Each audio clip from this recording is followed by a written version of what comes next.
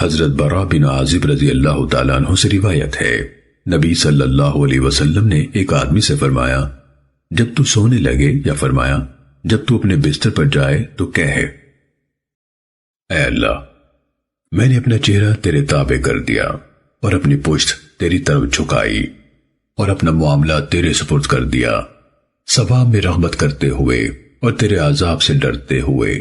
تیری بارگاہ کے سوا کوئی ٹھکانہ اور جائے پناہ نہیں۔ میں تیری اس کتاب پر ایمان لایا جو تو نے نازل کی، اور تیرے اس نبی پر ایمان لایا جسے تو نے بھیجا۔ پھر اگر تو اس رات میں فوت ہو گیا تو تیری موت فطرت یعنی دین اسلام پر ہوگی، اور اگر تجھے خیریت سے صبح ہو گئی تو تیری یہ صبح اس حال میں ہوگی کہ تو بہت بھلائی حاصل کر چکا ہوگا۔ سنن ابن ماجہ حدیث نمبر 3876۔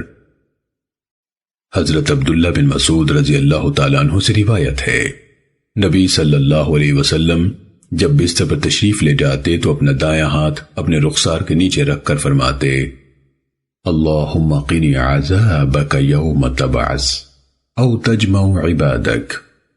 اے اللہ، مجھے اس دن اپنے عذاب سے محفوظ رکھنا جس دن تو اپنے بندوں کو اٹھائے گا یا اپنے بندوں کو جمع کرے گا۔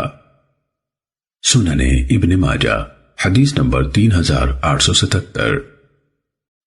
حضرت عبادہ بن صامت رضی اللہ تعالیٰ عنہ سے روایت ہے، رسول اللہ صلی اللہ علیہ وسلم نے فرمایا، جس شخص کی رات کو آنکھ کھل گئی اور اس نے جاگ کر یوں کہا، لا الہ الا اللہ وحدہ لا شریک لہ، لہ الملک ولہ الحمد وہو علی کل شیء قدیر، سبحان اللہ والحمد للہ ولا الہ الا اللہ واللہ اکبر ولا حول ولا قوة الا باللہ العلی العظیم۔